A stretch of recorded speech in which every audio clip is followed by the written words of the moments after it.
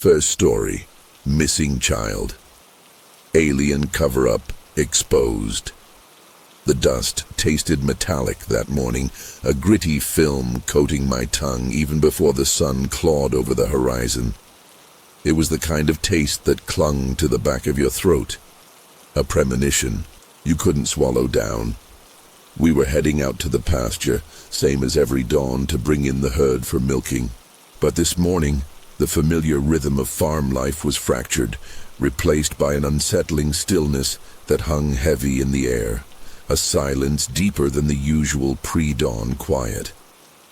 Pa was walking ahead, his silhouette outlined against the pale sky, his shoulders slumped in a way I'd never seen. He'd found him, Snippy, or what was left of him. The name usually brought a warmth to my chest, a memory of the gentle giant's nuzzle and the steady rhythm of his hooves in the fields. But now, the name was a knot of dread in my stomach, a cold stone sinking with each step I took closer to the pasture gate. Something was profoundly wrong. The air itself felt different, charged, like before a storm, but without the promise of rain. Just a thick, oppressive tension that crackled against my skin. We'd seen lights the night before, dancing in the sky, silent and strange, dismissed them as stars playing tricks or maybe some newfangled airplane. But looking at Pa's rigid back and the unnatural stillness of the fields, I knew in my gut that the lights weren't just stars. They were something else. Something that had come to our valley and left its mark in bloodless, terrifying precision. I pushed through the fence, the dew-soaked grass cold against my boots, and there he was, bathed in the weak morning light, a grotesque sculpture of bone and stripped flesh, no blood, just clean, impossibly clean cuts that defied any natural explanation. The world tilted then, reality twisting into a nightmare landscape. This wasn't the work of any animal, this was something alien. And in that moment, standing in the silent field, staring at the remains of our gentle horse, I knew our quiet valley would never be the same again.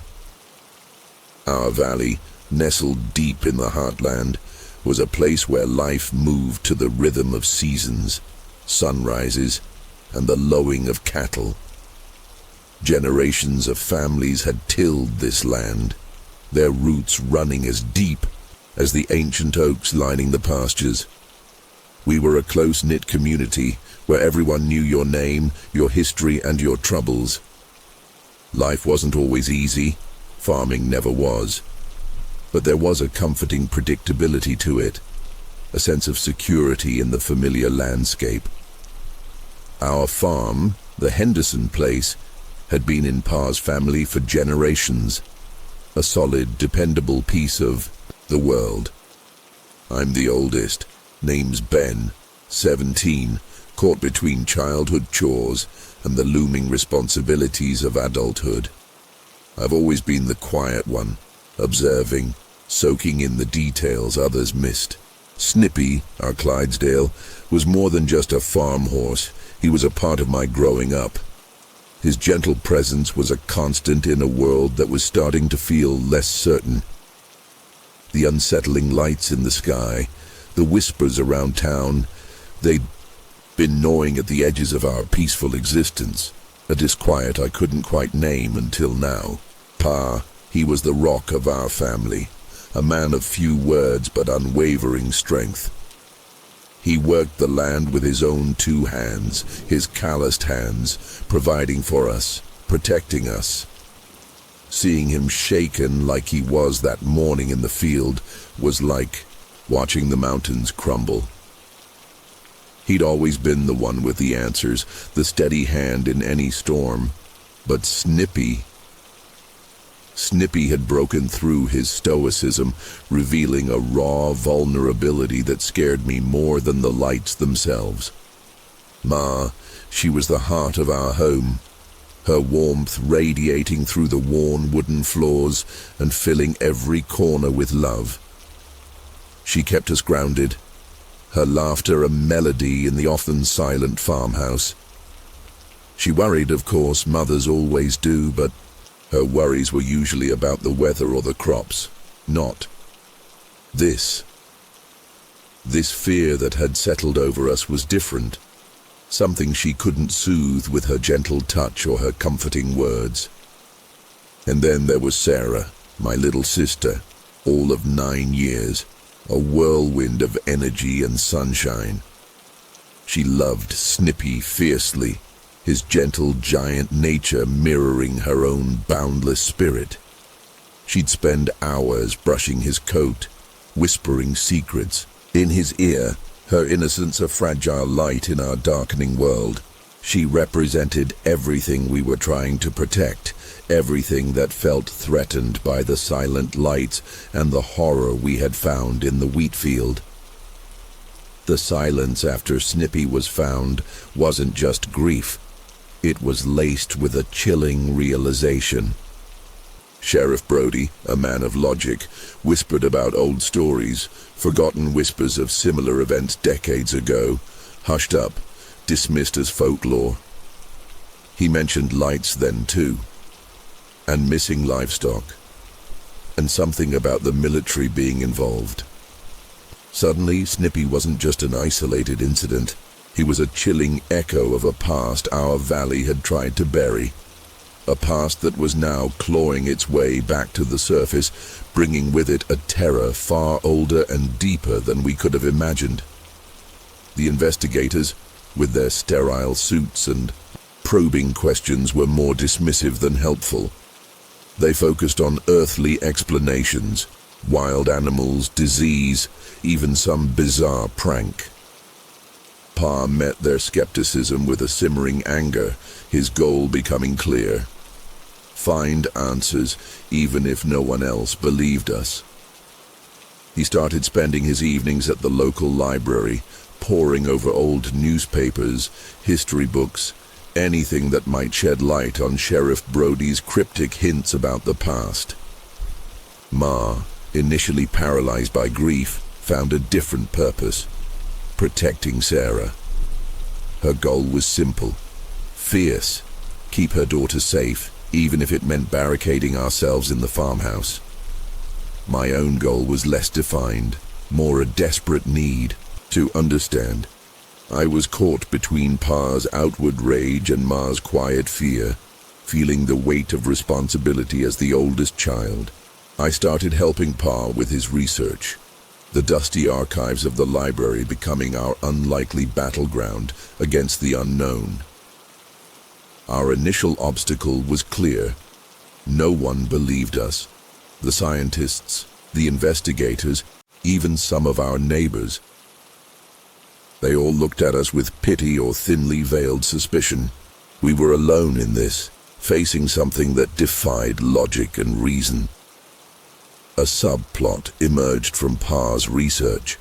Faded newspaper clippings detailing similar livestock mutilations decades ago, always accompanied by reports of strange lights, always ending in official silence and unanswered questions. These clippings became our unsettling guide, a breadcrumb trail leading deeper into the mystery. We started reaching out to others in the valley, cautiously at first, finding pockets of shared fear, whispered stories of their own strange experiences, their own unease with the lights in the sky. The isolation began to crack, replaced by a fragile sense of community, united by a shared, terrifying secret. But with each shared story, each new piece of the puzzle, the obstacles grew larger, the sense of dread more profound. We weren't just dealing with a random event. We were confronting something systemic, something deliberately hidden, and something far more dangerous than we could have imagined.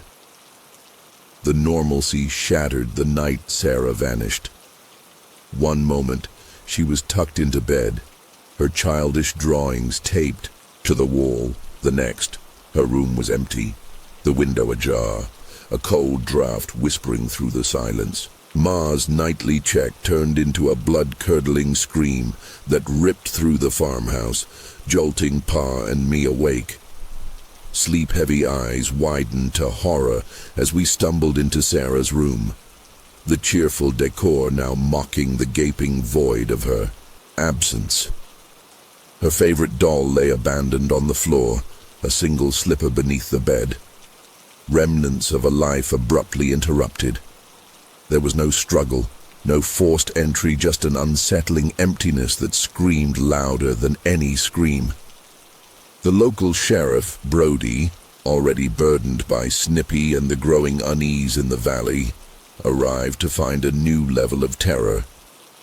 Missing livestock was one thing, a missing child was another. The valley's simmering fear boiled over into open panic. Sarah's disappearance wasn't just a tragedy, it was a declaration. The lights in the sky, the mutilations, they weren't random occurrences. They were connected, escalating, and now directly targeting us.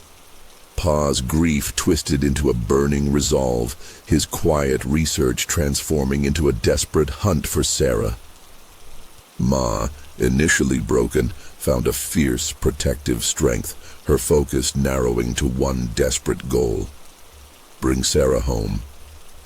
For me, the last vestiges of childhood crumbled.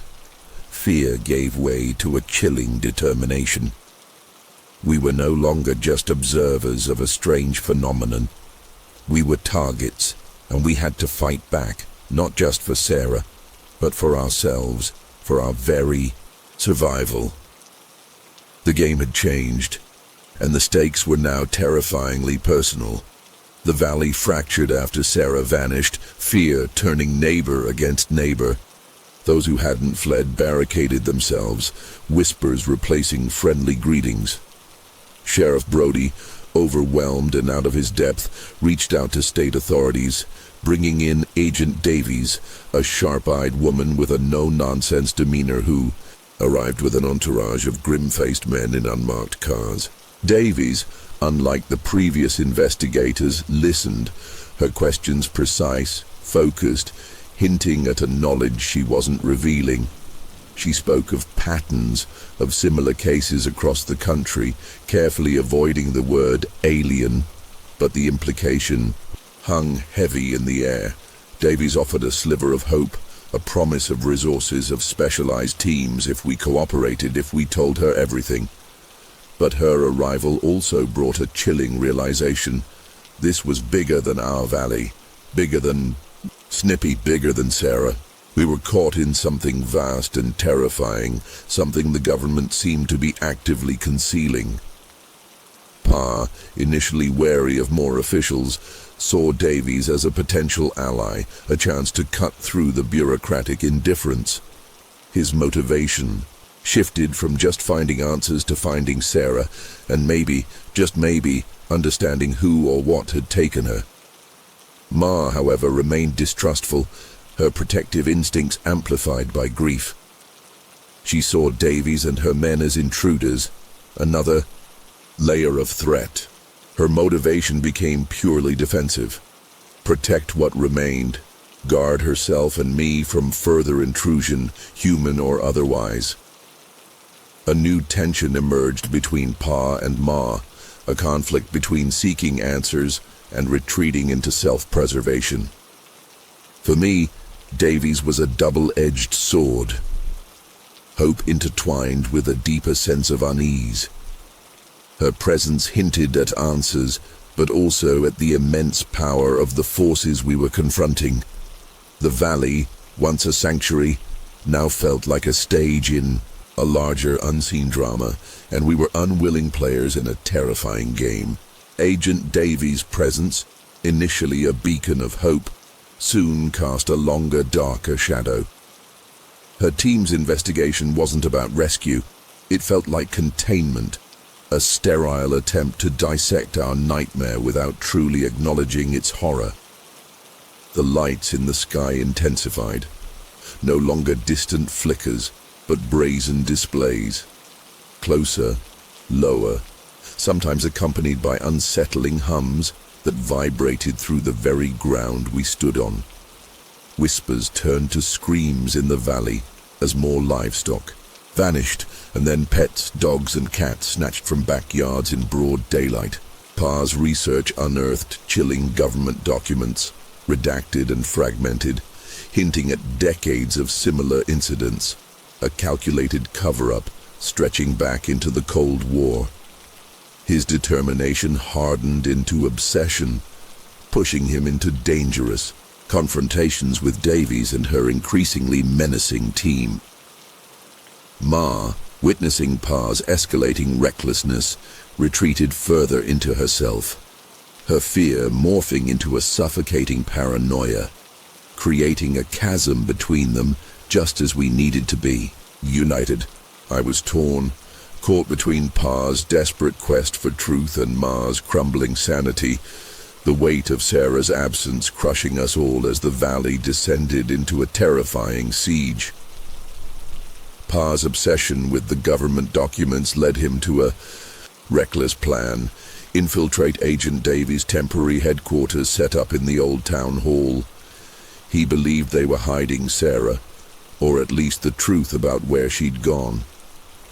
Ma, despite her fear, saw the desperation in Pa's eyes and, with a broken kind of resolve, agreed to help. It was a turning point, their fractured relationship momentarily reforged by a shared goal, however dangerous. I tried to dissuade them, knowing it was likely a suicide mission, but their minds were set. That night, under the emboldened glow of the alien lights that now seemed to mock our fear, we drove towards town, armed with Pa's research, Ma's shotgun, and a desperate, fragile hope. Reaching the town hall, we found it eerily quiet, guarded by men in black uniforms who were not local police. The air crackled with a strange energy, a low hum resonating from within the building, mirroring the unsettling sound we'd been hearing with the lights. Inside the town hall, not in the sterile command center we expected, but in a dimly lit, almost forgotten basement archive, we found it. Not Sarah, but a room filled with equipment humming with alien technology, and a horrifying truth laid bare in the files scattered across tables. This wasn't just about livestock mutilations or even isolated abductions. It was a long-term operation, a chillingly systematic study, and our valley, our family, we were all part of it. The climax wasn't just coming, it was already upon us in the cold, humming heart of our own town. The archive room pulsed with an unsettling energy, the alien technology humming around us like caged beasts. Files detailed decades of observation, manipulation, and abduction, not just in our valley, but across the globe. We were lab rats in a cosmic experiment, our lives, our pain, mere data points in their cold, detached study. The revelation was a punch to the gut, stealing the air from my lungs, replacing fear with a cold, burning anger. Sarah wasn't just missing. She was a specimen, a subject in their horrifying research. Suddenly, a door slammed shut at the top of the stairs, heavy footsteps echoing above. Davy's voice, amplified and cold, boomed through a speaker system. "Hendersons, you've exceeded your welcome. Step away from the equipment and come upstairs slowly." We were trapped. But the files, the truth, it was here, within our grasp. Pa, his face a mask of fury, grabbed a handful of documents, shoving them into his jacket. "We're not leaving without these," he growled, his eyes blazing. Ma, surprisingly, didn't argue. The shock seemed to have cleared her fear, replaced by a steely resolve I hadn't seen before. As we moved towards a back exit, hoping to find another way out of the basement, a flickering light caught my eye. A figure huddled in the shadows, near a storage room. It was Sheriff Brody, his face pale and strained, his uniform rumpled.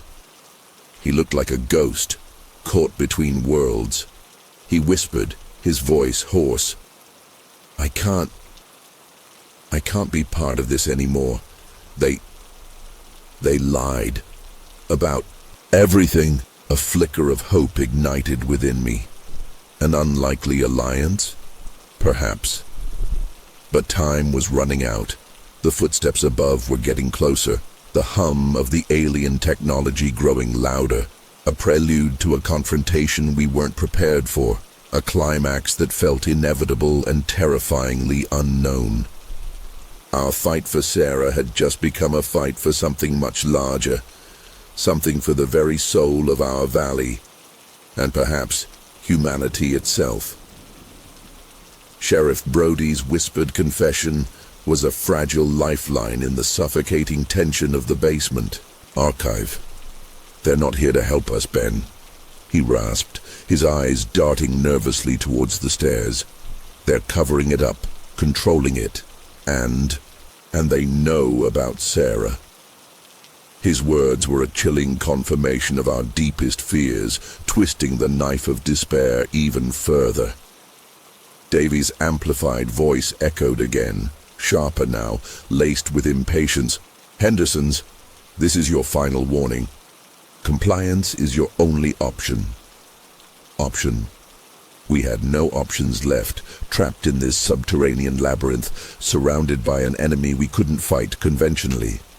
Pa, fueled by Brody's grim confirmation and the burning anger at the files in his hands, made a desperate decision. Brody, you know this place, he said urgently. Is there another way out? Brody, his face etched with conflict, nodded hesitantly towards a dark, narrow passage behind the storage room. Old maintenance tunnels, he whispered.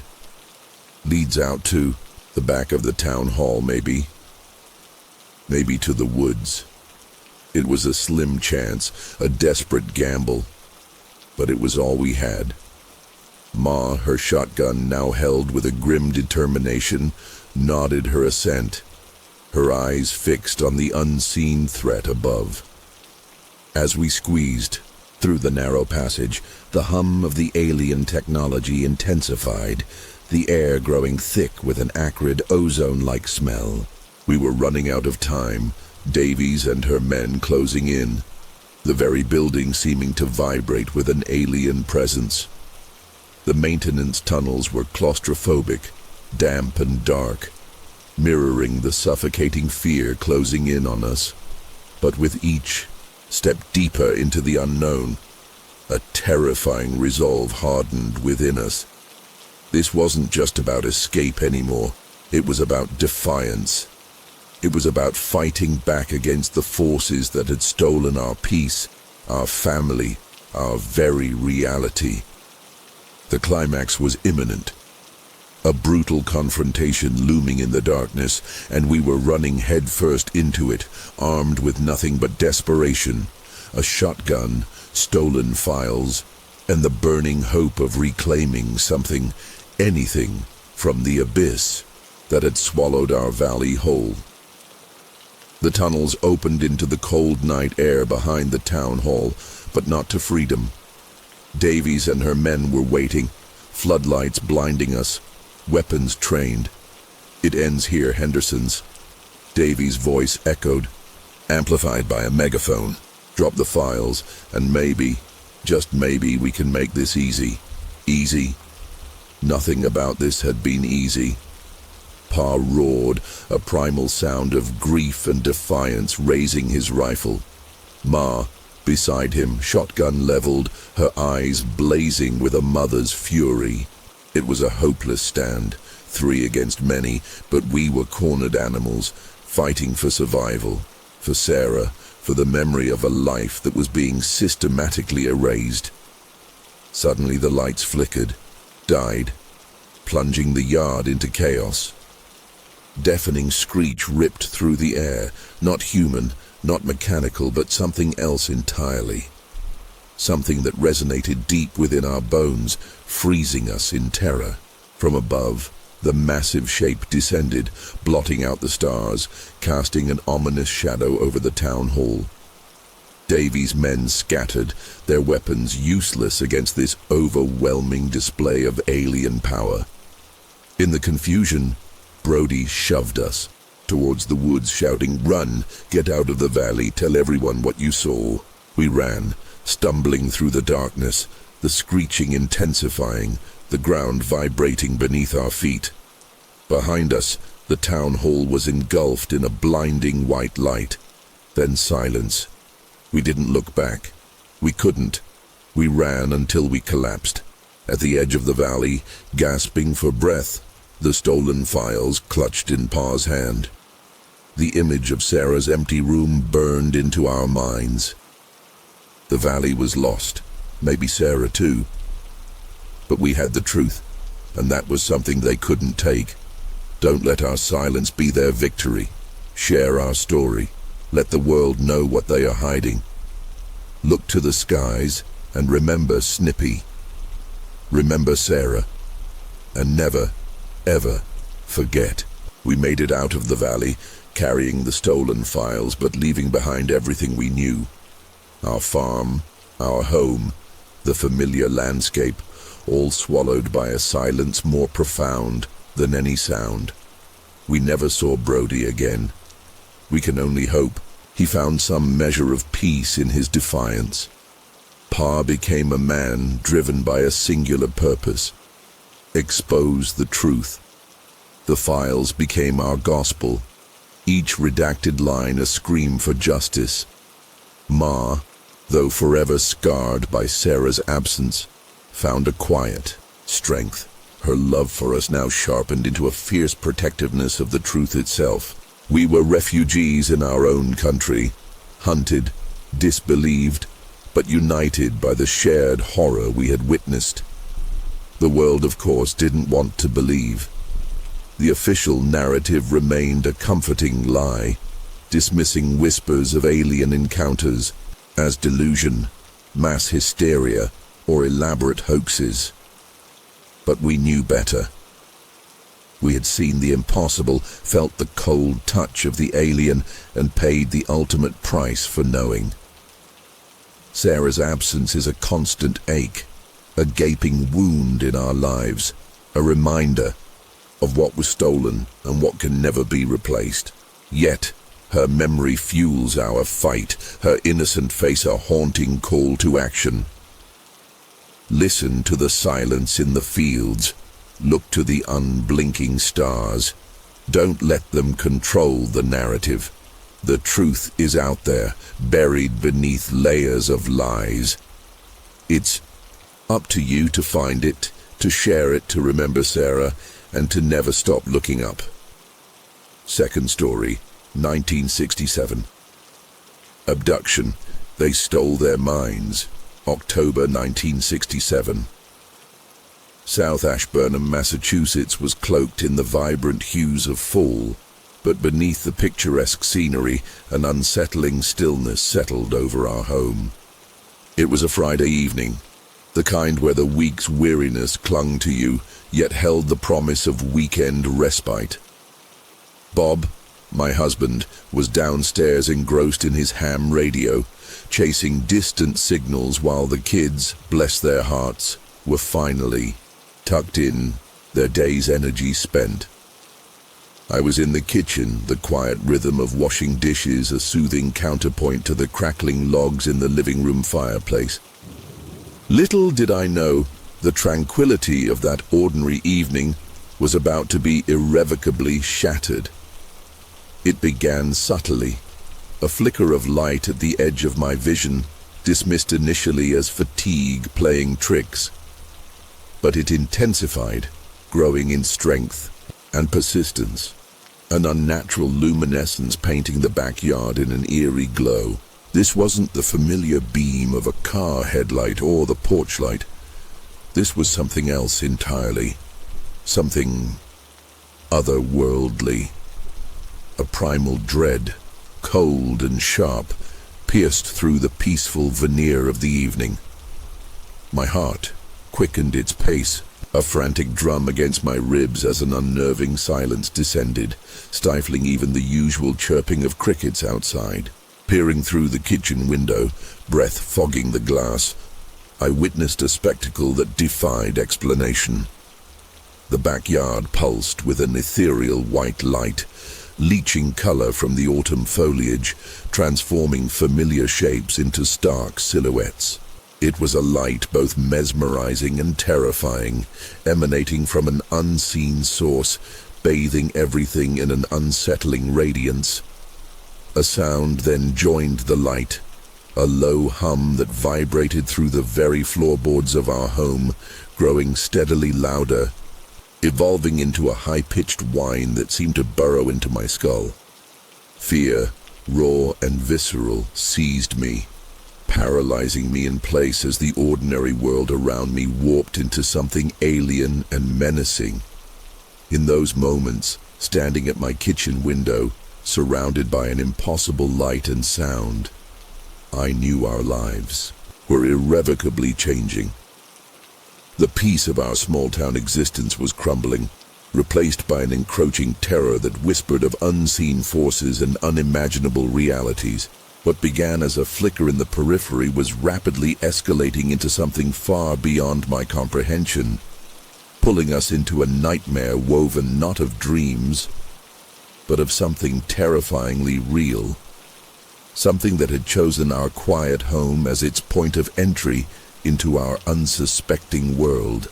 South Ashburnham in 1967 was the quintessential small American town, the kind where everyone knew your name and Friday night football games were the highlight of the week. Our little house on a tree-lined street was the center of our world, a haven of warmth and normalcy. Life revolved around school, church on Sundays, and the comforting routines of family life. We weren't wealthy, but we were rich in love and contentment, deeply embedded in the fabric of our close-knit community. It was a time when trust felt inherent, when the world outside seemed safe and predictable, a stark contrast to the unsettling events that were about to shatter our peaceful existence. I, Betty, was a homemaker, my days filled with the familiar rhythms of caring for our children, maintaining our home, and supporting Bob. I was a practical woman, grounded in faith and family, not one to chase after fanciful ideas or imagine things that weren't there. My life was rooted in the tangible, the everyday realities of raising a family in a loving home. This made the events of that autumn night all the more jarring, all the more impossible to reconcile with my understanding of the world. My initial motivation was simple: to protect my family, to maintain the secure and loving environment we had built together. Bob, my husband, was a kind and steady man, a hard-working provider who found joy in simple pleasures. His passion for ham radio was more than just a hobby. It was a connection to a world beyond our small town, a whisper of something larger out there. He was the grounding force in our family, a man of logic and reason, which made his eventual acceptance of the unbelievable all the more significant and heartbreaking. His initial motivations mirrored mine: to provide for his family, to cherish our life together, to protect us from harm. Our children, sweet and innocent, were the heart of our world, their laughter echoing through the halls of our home, their dreams filling our days with hope. They represented everything we were striving for, the future we were building, the legacy of love and family we hoped to leave behind. They were oblivious to the unseen currents stirring beneath the surface of our seemingly ordinary lives, unaware of the darkness that was about to descend upon our home and threaten the very foundation of their innocent world. We were, in essence, a typical American family in 1967, living a life of quiet contentment, unaware that we were about to become unwilling participants in a story that would defy explanation, challenge our sanity, and forever alter our perception of reality. Our initial motivations were rooted in the desire for a peaceful and loving life, a desire that would be brutally tested by the unimaginable events that were about to unfold, pulling us from the familiar comfort of our world into a terrifying unknown. Months later, silence shattered, Bob's whisper chilling. They took more than time, they violated our minds. The monstrous truth of the abduction, beyond physical trespass, began to surface. A terrifying revelation of what they sought that night in '67, a horror unfolding. Our immediate goal became clear, though daunting, to reclaim our lives from the shadow of that night. We yearned to understand what had happened, to piece together the fragmented memories that haunted us, and to find a path back to normalcy. But the obstacles were immense. The missing hours were a gaping void in our minds, our recollections surfacing in disjointed flashes, like shards of a shattered mirror reflecting a distorted reality. This lack of concrete memory was our first hurdle, making it difficult to even grasp the full extent of what we had endured. Adding to our struggle was the wall of skepticism we encountered from the outside world. Doctors offered tranquilizers and dismissed our accounts as stress-induced hallucinations. Friends and family, while concerned, subtly questioned our sanity, their well-meaning doubts echoing our own internal uncertainties. This disbelief became a significant obstacle, isolating us further in our trauma, making us feel like we were battling an invisible enemy alone. We longed for validation, for someone to believe our story, but the more we tried to explain, the more we felt like we were losing our grip on reality. Our relationship, once a sanctuary of mutual support, now faced its own set of challenges. Bob and I processed the experience differently. His initial denial gave way to a brooding silence, while I became consumed by a frantic need to understand, to find answers in books, in whispered rumors of similar events. This created a subtle distance between us, a strain born not of lack, of love, but of the immense pressure of the unknown that we were both grappling with individually. Our shared trauma paradoxically became a source of friction as we navigated our individual paths to healing and understanding. A silent subplot emerged in the anxious eyes of our children. They sensed the change in us, the unspoken fear that permeated our home. Though we tried to shield them, their innocent world was inevitably touched by the unsettling atmosphere. Their playful laughter muted, their carefree spirits shadowed by the weight of our unspoken terror. Protecting them became a driving force, a secondary goal interwoven with our desperate search for answers, adding another layer of complexity to our already burdened hearts. We were not just fighting for our own sanity, but for the future of our family, for the restoration of the safe haven we had promised them. Months turned into a fragile semblance of routine, a carefully constructed facade of normalcy. We went through the motions of daily life, school runs, dinner times, bedtime stories. But beneath the surface, the unease simmered, a constant reminder of the night our world had tilted on its axis. We tried to bury the memories, to convince ourselves it was a shared nightmare. But the chilling silence of the missing hours echoed in the quiet corners of our minds. We were living in a state of suspended animation, waiting for the other shoe to drop, for the fragile piece to shatter once more. Then it happened. Our youngest daughter, Susan, started having night terrors. Not the usual childhood nightmares, but something far more intense, more visceral. She would wake up screaming, her small body drenched in sweat, her eyes wide with terror, whispering about tall men and bright lights in her room. At first, we tried to soothe her with reassurances, telling her they were just bad dreams, the product of an overactive imagination.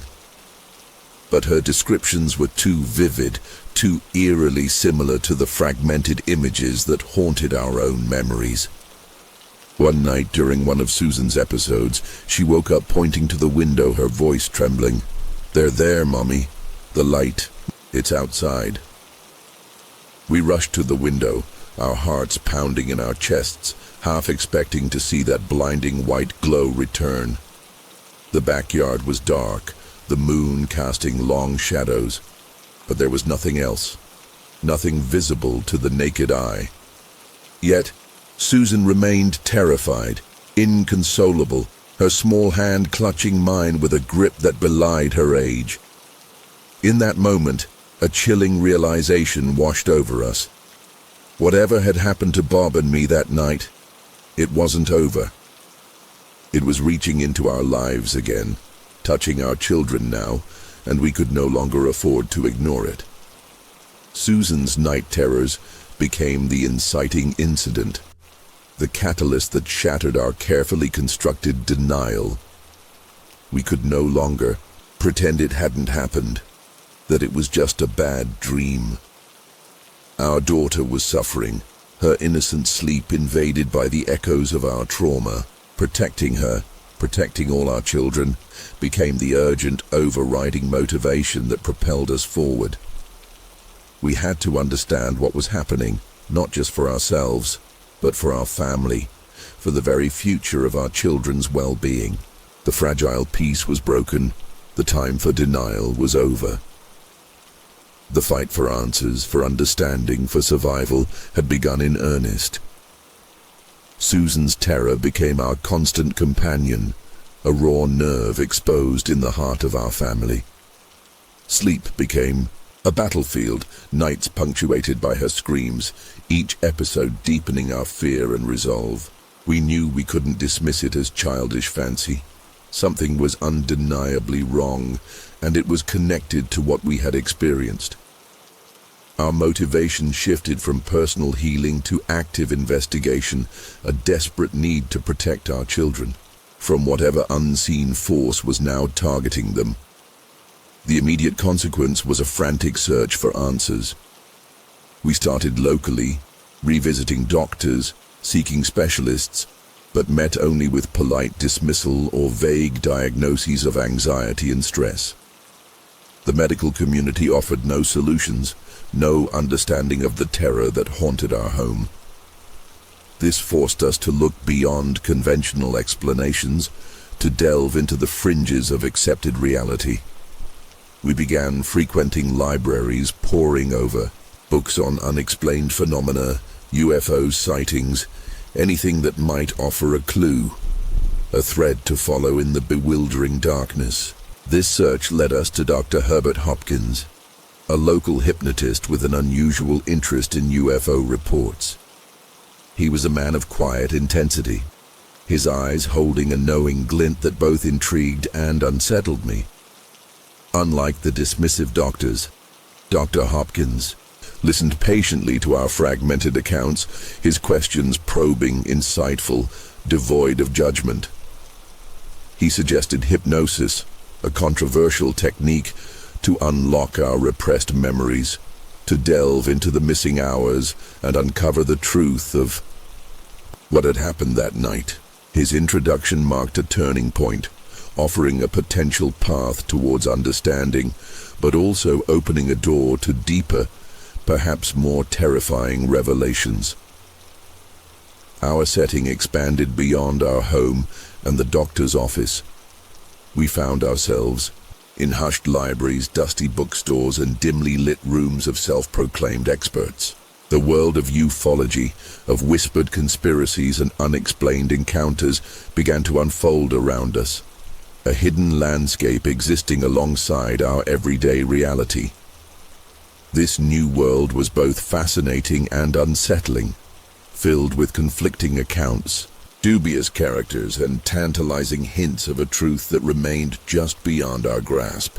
A new subplot emerged as Bob and I grappled with Dr. Hopkins's suggestion of hypnosis. Bob, ever the pragmatist, was skeptical, wary of what he considered to be fringe science. I, driven by desperation and a desperate hope for answers, was more willing to consider unconventional methods.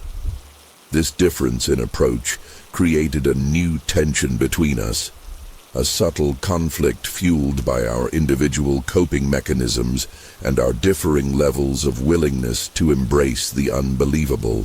Our shared trauma was now leading us down divergent paths, testing the very fabric of our relationship. Our motivation remained rooted in protecting our children, but it was now intertwined with a growing need for truth, for validation, and perhaps even for a sense of agency in a situation that felt utterly beyond our control. We were no longer passive victims. We were becoming active seekers, venturing into the unknown, driven by fear, hope, and an unwavering determination to unravel the mystery that had invaded our lives and threatened to consume our family. Bob's skepticism towards hypnosis became a palpable tension in our home. He saw it as a dangerous descent into the unknown, a tampering with our minds that could open doors we were better off closed. I, however, felt a desperate pull towards it, a sense that it was the only way to unlock the secrets of that missing night and, more importantly, to understand what was happening to Susan. This difference in opinion became a wedge between us, our shared trauma now manifesting as conflicting approaches to a solution. The stakes were escalating.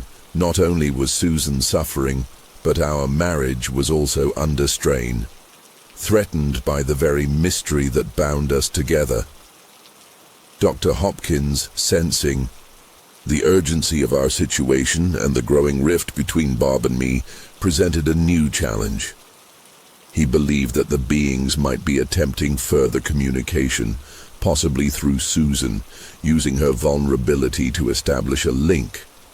This revelation intensified our fear, turning our home into a potential battleground, our daughter the unwilling conduit in a cosmic game we didn't understand. The stakes rose dramatically. It was no longer just about understanding our past, but about protecting our daughter's present and future from an unseen, malevolent influence. A new subplot emerged as Dr. Hopkins began to hint at other cases, families experiencing similar phenomena, suggesting we were not alone. He spoke of a hidden network, a silent community of abductees sharing coded warnings and fragmented knowledge. This introduced a glimmer of hope, the possibility of finding allies, of sharing the burden of our terrifying secret. But it also deepened the mystery, raising questions about the scale of this phenomenon and the true intentions of these beings. Were we part of something larger, more organized than we could comprehend? The tension reached a fever pitch as we considered hypnosis. The dilemma was stark.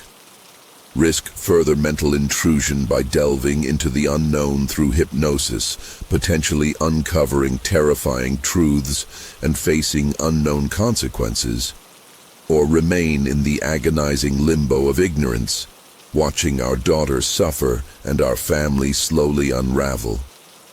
The choice felt impossible, a terrifying gamble with our sanity and our future.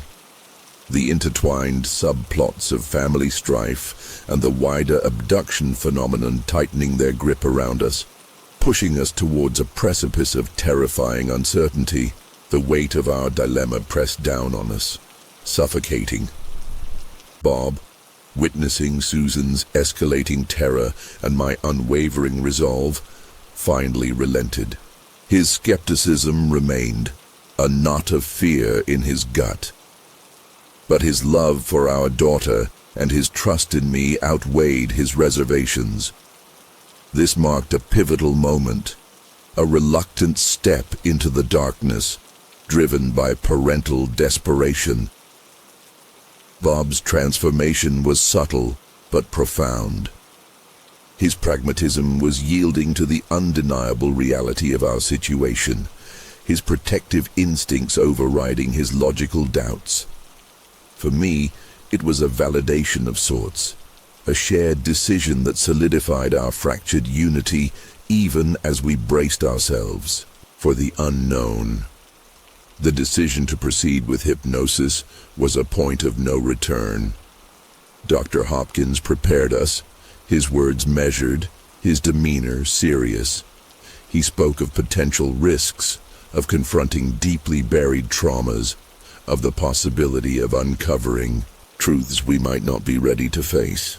His warnings, instead of deterring us, fueled our resolve. We were standing on the precipice of something immense, terrifying, but also potentially liberating. The air in the room crackled with anticipation and fear, the setup for a climax that promised to shatter the remnants of our carefully constructed reality and force us to confront the monstrous truth that lay hidden within our minds. Our characters were poised for transformation, about to be forged in the crucible of repressed memory, ready or not, for whatever awaited us on the other side of the hypnotic veil. The days leading up to the first hypnosis session were thick with apprehension. A palpable tension hung in the air of our home, heavier than before, a silent countdown to an unknown reckoning. We went through the motions, meals were made, chores were done, but the underlying current of fear was undeniable. Susan's night terrors, if anything, intensified, as if sensing the impending shift, the approaching unveiling of hidden truths. It was as if the very house held its breath, waiting alongside us for the revelations to come. Dr. Hopkins arrived on the appointed day, his presence both reassuring and unsettling. He brought with him an air of quiet confidence, but also a certain gravity that hinted at the seriousness of what we were about to undertake. He spoke softly, explaining the process, reiterating the potential for both healing and further disturbance. His words were carefully chosen, but they carried an undercurrent of warning, a subtle foreshadowing of the profound and potentially terrifying nature of the memories we were about to unearth. It felt like we were about to open Pandora's box, and the anticipation was laced with dread. Bob, despite his initial reservations, stood firm, his resolve strengthened by a father's fierce protectiveness. He held my hand tightly as Dr. Hopkins began to prepare for the session, a silent alliance forged in the face of overwhelming fear. There was a moment of minor confrontation, a flicker of doubt in Bob's eyes as he looked at me, a silent question. Are we doing the right thing? My answering squeeze of his hand was my only reassurance, a non-verbal pact to face whatever came together as a family. In a surprising, almost unsettling moment, Susan, usually withdrawn and fearful around strangers, approached Dr. Hopkins with a childlike curiosity, offering him a small, hand-picked flower. It was a gesture of innocent trust, a stark contrast to the terror that consumed her nights, and it struck us both as deeply poignant, a subtle hint of a connection, or perhaps a manipulation we couldn't yet comprehend.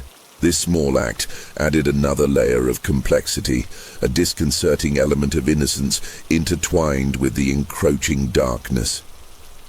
Before the hypnosis officially began, a fleeting image flashed through my mind, unbidden and vivid. A cold, metallic room bathed in white light, the scent of something sterile and unfamiliar. It was a fragment, a mere glimpse, but it was enough to send shivers down my spine. A minor plot resolution in the sense that it confirmed, in a terrifyingly visceral way, that my fragmented memories were not just figments of my imagination. It was a preview, a terrifying trailer for the feature film of repressed horror about to be unleashed. As Dr. Hopkins began, his soft, hypnotic voice guiding me towards the depths of my subconscious, a heavy sense of inevitability settled upon us. We were on the threshold of the climax.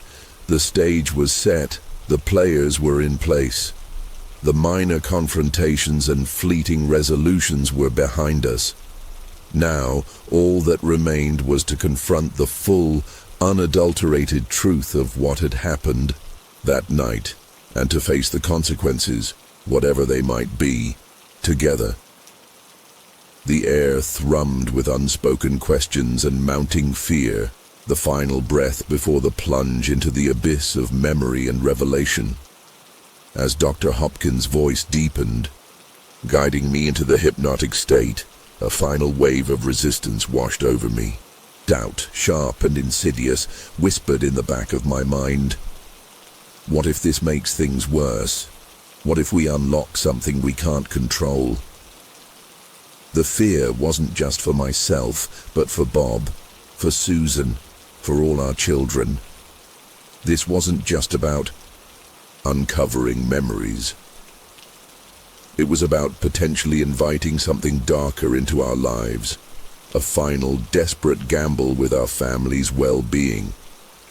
This internal battle, this last-minute surge of terror, became the ultimate obstacle before the plunge. Bob's hand tightened its grip on mine, a silent reassurance, but I could feel the tremor in his touch, the mirroring of my own fear. His final challenge was externalized in his worried gaze, a question etched in his eyes. "Are you sure about this, Betty? Are you truly ready for what we might find?" His pragmatism wrestled with his love, his protective instincts clashing with the desperate need for answers. This unspoken dialogue between us, this final test of our shared resolve, heightened the emotional stakes to a breaking point. The narrative threads were now taut, stretched to their limit. Susan's nightly screams echoed in our ears, a constant reminder of the urgency. Bob's initial disbelief had crumbled, replaced by a palpable fear and a stoic determination to face the truth alongside me. Dr. Hopkins, the enigmatic guide, stood ready to unlock the hidden doors of our minds. All roads led to this moment, this single point of convergence where past trauma and present fear collided. The air grew thick with anticipation, heavy with the unspoken promise of revelation, or perhaps devastation. We were poised on the brink, ready to fall into the abyss of the unknown, the final breath before the storm broke, and the climax unleashed its terrifying truth. Under hypnosis, the floodgates opened. Memories surged, vivid and horrifying, no longer fragmented shadows but a brutal linear narrative. I relived the blinding light, the floating ascent, the cold metallic room, the beings themselves, their probing eyes, the invasive examinations, the chilling detachment. The truth of that night unspooled, a tapestry of violation and fear woven into the fabric of my being. The climax wasn't a fight, but an unveiling, a forced confrontation with a reality I had desperately tried to deny. Within the unearthed memories, a horrifying purpose emerged. They weren't just studying bodies, they were dissecting souls, mapping consciousness, seeking something within us, something intangible yet vital. The mental invasion, the violation of our minds, was not a byproduct, but the core of their agenda. And in that chilling revelation, the subplots converged. Susan's night terrors weren't random. They were echoes, psychic imprints of the ongoing alien interest in our family. A terrifying confirmation of a continued connection. Emerging from hypnosis, I was shattered, raw yet strangely liberated. The monstrous truth was out, no longer a phantom haunting the edges of my sanity. Bob, witnessing my distress and the raw emotion of my recall, finally understood, his skepticism dissolving into a shared horror. The climax wasn't a victory, but a devastating acknowledgement of our vulnerability, our insignificance in the face of cosmic forces. Yet, in facing it together, we found a perverse form of closure, a shared understanding that solidified our bond, forever marked by the unimaginable.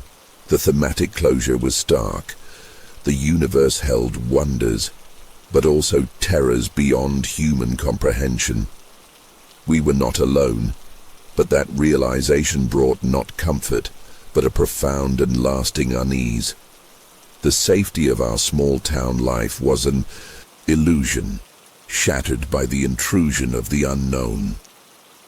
Our resolution was not escape, but acceptance. A burdened awareness that the question, what do they want? If you've ever looked at the night sky and felt a tremor of unease, if you've ever questioned the boundaries of our reality, then you understand a fraction of what we endured. Share your thoughts, share your fears. Are we truly alone? Or are we all just players in a cosmic drama far grander and far more terrifying than we can possibly imagine? Years passed. The intensity of the immediate aftermath softened, but the indelible mark remained. Bob and I carried the weight of our shared secret, forever changed by the violation, yet strangely united by the shared ordeal.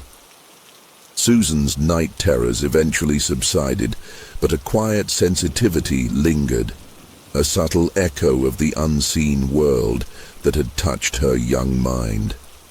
Our lives moved forward, outwardly normal, but forever colored by the knowledge of what lay beyond the veil of our perceived reality. We learned to live with the unease, the lingering questions, the quiet certainty that our understanding of the universe had been irrevocably fractured. The ultimate answers remained elusive. What they wanted, why us?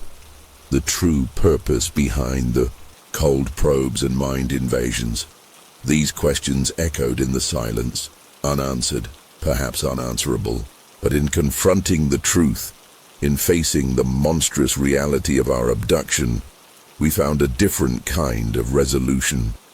We faced our deepest fears. We looked into the abyss, and we survived. The moral etched into our souls was stark. Humanity's perception of reality is fragile, our sense of safety a comforting illusion. The universe is vast, indifferent, and holds wonders and terrors that dwarf our comprehension. Bob is gone now, leaving me as the sole keeper of our story. The silence in the house is heavier now, filled with the echoes of unspoken fears and unanswered questions. But I will not forget. I will carry our truth, a poignant reminder of the night the light came and changed everything. Have you ever felt a prickle of unease looking at the stars? Have you ever wondered about the things that lie just beyond our understanding? Share your wonder, share your fear. Perhaps in sharing our stories, we can find a measure of solace in the face of the vast, beautiful and terrifying unknown that surrounds us all. If you're enjoying this and want to support the channel in bringing more chilling stories like this, any contribution is greatly appreciated. The donation link is just below this video. It's safe, easy, and fast. No registration required. Even the smallest support means so much. Thank you for joining me on this journey. Third story. 1996. Alien secret. They are still hiding it. The dense woods of the Pacific Northwest held an eerie stillness that day, a silence so profound it felt as though the very trees were holding their breath. Autumn leaves, painted in fiery hues of red and gold, lay scattered on the forest floor, whispering underfoot as I walked with Maggie, my loyal German shepherd. She was more than a pet. She was family, my steadfast companion in the solitude I often sought in these ancient woods. Outside Seattle, Maggie's senses were always sharper than mine. Her ears perked, her body tensed, a low growl rumbling in her chest, directed into the dense foliage. This was no playful warning, but a primal alert that sent shivers down my spine. Following her gaze, I peered into the shadows, a sense of unease creeping into my heart. A premonition that the tranquility of the woods was about to shatter. Then, through the trees, I saw it. Not an animal, not a bear or a deer, as I might have expected, but something utterly alien, small in stature, yet radiating an unnatural presence. Its skin was a dark, unsettling shade, and its eyes, those eyes were black voids, devoid of life, yet seeming to pierce through me. Fear, cold and immediate, gripped me, but before I could react, Maggie lunged, her protective instincts overriding any hesitation. The forest, which had been silent, now echoed with a sound I pray never to hear again. A sound of tearing, of disruption, and then nothing. Maggie was simply gone, vanished, as if she had never existed. In that instant, my peaceful hike transformed into a nightmare, a horrifying encounter that would plunge me into a world of fear, secrecy, and a desperate fight for a truth no one seemed willing to believe. The Pacific Northwest in 1996 was a region steeped in natural beauty and burgeoning technological advancement, a place where towering forests met the sleek lines of Seattle's skyline. For Jonathan Reed, a man seeking solace from the quiet anxieties of modern life, these woods were a refuge. He wasn't a thrill-seeker or a wilderness expert, but an ordinary individual drawn to the calming embrace of nature, a photographer by hobby, capturing the fleeting beauty of the world through his lens. His life was simple, structured around work, his home just outside the city, and the unwavering companionship of Maggie. Maggie, a German shepherd with eyes that reflected an almost human understanding, was Jonathan's anchor. More than just a pet, she was his confidant, a silent presence that filled the void of solitude with unconditional loyalty. Their bond was forged in countless shared hikes, in quiet evenings by the fireplace, a deep connection that transcended words. She was attuned to his moods, a comforting weight against his worries, her presence a constant reassurance in an increasingly complex world. That autumn day, their hike began like countless others. Jonathan sought the familiar comfort of the trail, the rhythm of his footsteps on the earth, the crisp air filling his lungs. He carried his camera, hoping to capture the vibrant colors of the fall foliage, the dappled sunlight filtering through the trees. Maggie bounded ahead, her energy boundless, her senses alive with the scents of the forest, leading them deeper into the woods, unaware that this ordinary day was about to shatter into something extraordinary and terrifying. Their initial motivation was simple: to escape the mundane, to find peace in nature's embrace, a routine they had cherished. But beneath the surface of this peaceful endeavor lay the unspoken vulnerability of human existence, the fragile illusion of control in a world teeming with unknowns. Jonathan, like any person, carried his inner world of hopes and fears, unaware that the tranquil woods held a terror that would soon strip away all sense of normalcy, plunging him into a reality he could never have imagined. The tranquil woods shattered into terrifying chaos the moment Maggie vanished. That alien wasn't just an anomaly, it was a harbinger. Back home, the horror deepened. Whispers in the dark, shadows moving where they shouldn't, a chilling sense of being watched, making me realize the alien encounter wasn't random. It was the beginning of something far more sinister, and my camera's evidence had become a target. My initial goal was simple: to understand. To understand what that creature was, what had happened to Maggie, and why such a terrifying event had invaded my ordinary life. But understanding quickly morphed into something more urgent: survival. The strange occurrences in my house, the feeling of unseen eyes, made it clear this wasn't just about personal trauma. Someone, or something, didn't want the truth to surface. My new goal became to protect myself, and to somehow make the truth known, to ensure Maggie's fate wasn't in vain. The first obstacle was disbelief, my own and that of the world I knew. How could I explain this? Who would believe me? This isolation was crushing, forcing me into a lonely battle against the impossible. Then came the subtle intrusions, objects moving, doors ajar, escalating into a blatant violation with the unlocked front door. This wasn't just observation. It was intimidation, a demonstration of their power and reach. My home, once a sanctuary, became a stage for their psychological game, designed to erode my sanity and silence me through fear. The disappearance of the alien body and my camera was the most devastating blow. The tangible proof, my only weapon against disbelief, was gone. This wasn't just about taking evidence, it was about stripping me of my voice, making my experience seem like a delusion, a fabrication of a grieving mind. The dynamic shifted from simple fear to active pursuit. I was no longer just a witness. I was a target, someone to be silenced, neutralized. A subplot began to emerge, the mystery of who they were. Were they government agents, shadowy figures from a clandestine organization, or something even more sinister, connected to the alien beings themselves?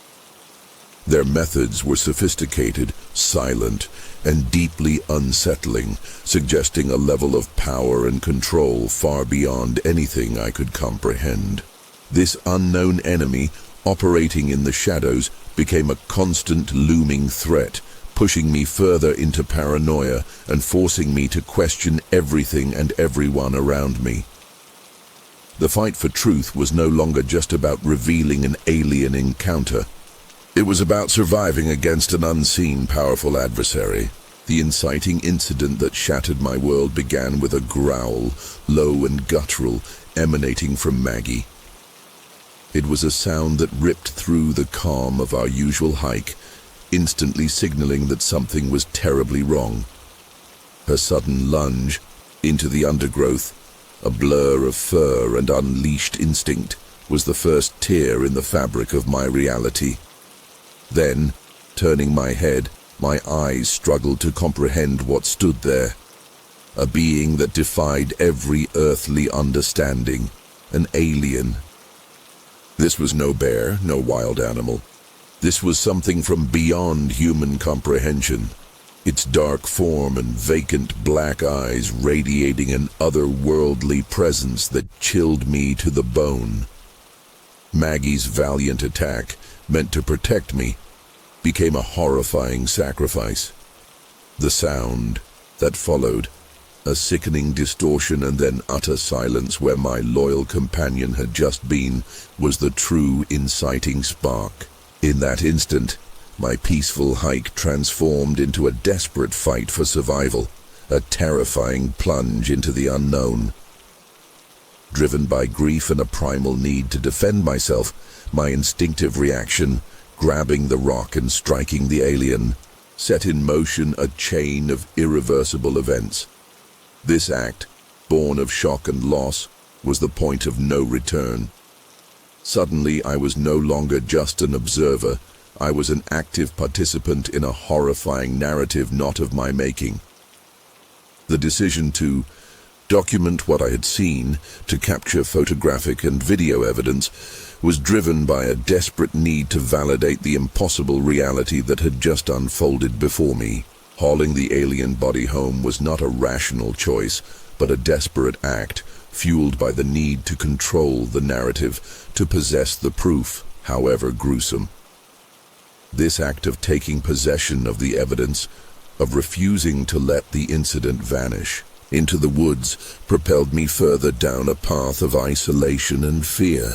The hiking trip, intended as a peaceful escape, became the catalyst for a terrifying descent into a world of hidden agendas and relentless pursuit, irrevocably altering the course of my life and initiating a desperate fight for truth against unseen and powerful forces. The immediate consequence of bringing the alien body home was the shattering of my sanctuary. My house, once a haven, became a prison of my own making, filled with the weight of a terrifying secret. The initial shock morphed into a chilling realization. I was not alone in dealing with this. The subtle disturbances began soon after. The unsettling feeling of being observed, whispers in the silence, objects inexplicably moved, all pointing to an unseen presence invading my life. These weren't random events. They were deliberate, calculated. The new challenge wasn't just understanding what I had seen, but evading those who were now clearly watching me, manipulating my reality. My motivation shifted from grief and bewilderment to a desperate need for self-preservation and a burning desire to expose the truth. Maggie's loss fueled a righteous anger, a refusal to let her sacrifice and my experience be erased. New unseen characters entered my narrative, the pursuers, the watchers. They were faceless, nameless, but their actions spoke volumes. They were methodical, efficient, and deeply unsettling in their silence and invisibility. Their goal was clear: to retrieve the evidence and silence me by any means necessary. This introduced a terrifying new dynamic. I was no longer just dealing with the aftermath of an alien encounter, but actively hunted by unknown adversaries. The setting itself transformed. My home became a claustrophobic space, every shadow potentially hiding a watcher, every sound a potential threat. The once comforting woods outside Seattle now felt tainted, the origin point of the nightmare that had engulfed me. A subplot emerged, the desperate need to understand who these pursuers were and what they represented. Were they government, military, or something even more clandestine? Their actions hinted at a vast conspiracy, a hidden world operating in the shadows, determined to keep the truth of alien existence buried, and I had stumbled into its path. The Jonathan Reed case, 1996 USA. I was hiking with my dog in the woods near Seattle, a familiar trail we both loved when it happened. My dog Maggie suddenly stopped, a low growl rumbling in her chest. Then she lunged with a speed I'd never seen towards something hidden in the trees. I turned, heart pounding, and there it was, an alien form unlike anything I could have imagined. It wasn't human, not even close. It was small, almost childlike in size, yet terrifyingly dark in presence, with skin like shadow and black, lifeless eyes that seemed to pierce right through me. My loyal Maggie attacked it, trying to protect me. And then, God, I can still hear the sound echoing in my nightmares, a high-pitched whine, a distortion in the air, and my dog was just gone, vanished without a trace. I reacted purely on instinct, fueled by terror and grief. I grabbed a heavy rock from the forest floor and hit the creature with all my force. It collapsed, a sickening thud, and lay still, dead.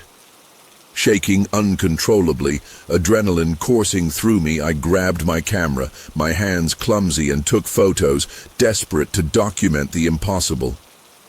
I even filmed the body, needing proof that this was real.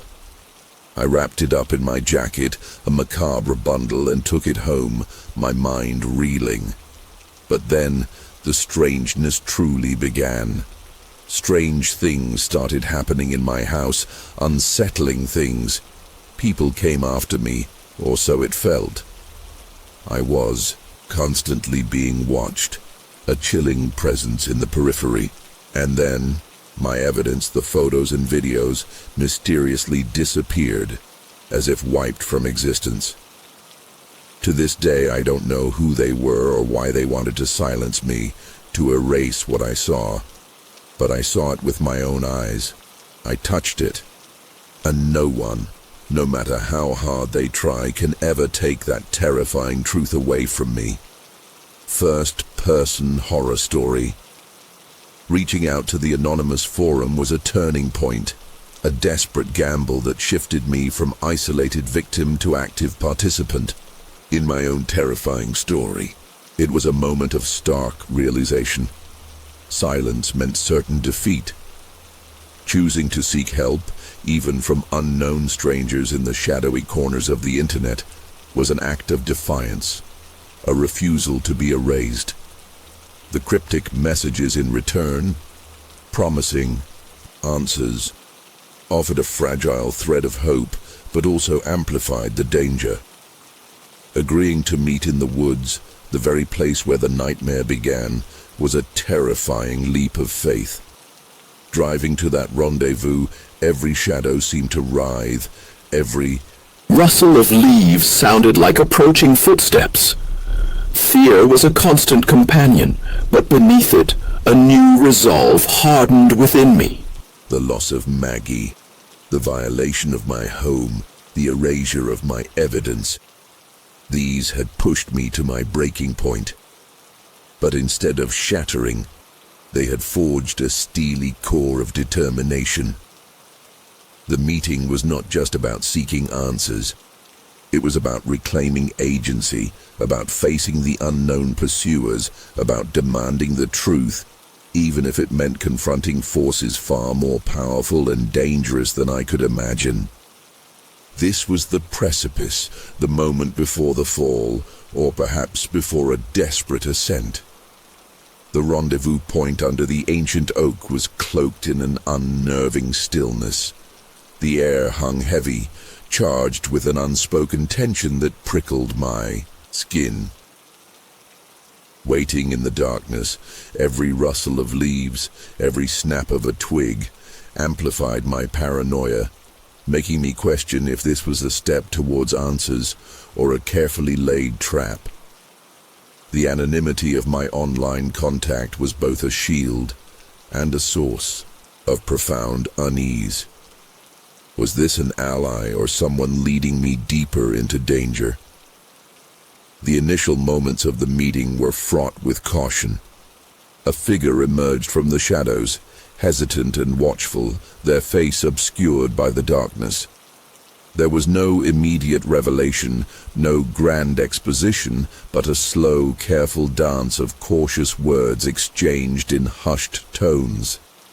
They spoke of knowing, about the incident, about others who had seen similar things, about a clandestine world hidden beneath the surface of everyday reality. A fragile alliance began to form, born of shared experience and a mutual need for answers, yet shadowed by the inherent risk of trusting a stranger met in the dead of night. This encounter was a minor victory, a crack in the wall of isolation that had been closing in on me. But it was also a stark reminder of the forces I was up against. My contact confirmed my fears. I was being watched, and powerful entities were actively suppressing the truth.